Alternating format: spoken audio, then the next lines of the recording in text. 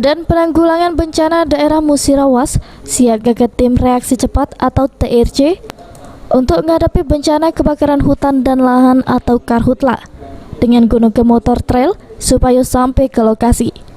Tak cuma tim reaksi cepat, BPBD juga nyiapkan posko induk yang siaga selama 24 jam dengan 30 wong personil. Sejumlah peralatan penanggulangan karhutla juga disiapkan, becak mobil tangki kebakaran hutan dan lahan, pompa portable ukuran besar, pompa portable apung, scuba asap, kalau jeruk penyelamatan evakuasi ada korban yang terjebak asap karhutla, sama perahu karet.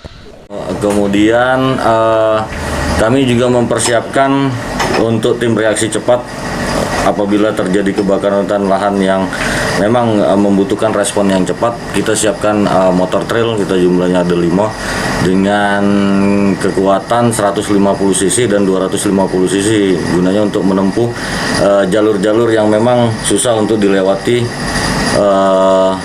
dalam rangka pemadaman kebakaran hutan dan lahan. Nah, selain itu juga kita men-standby-kan pusdalop kita untuk memantau titik-titik hotspot yang ada di sebarannya di wilayah Kabupaten Musirawas. Pusat Pengendalian Operasi atau Pusdalop bersiap untuk mantau titik-titik hotspot yang ada di wilayah Musirawas.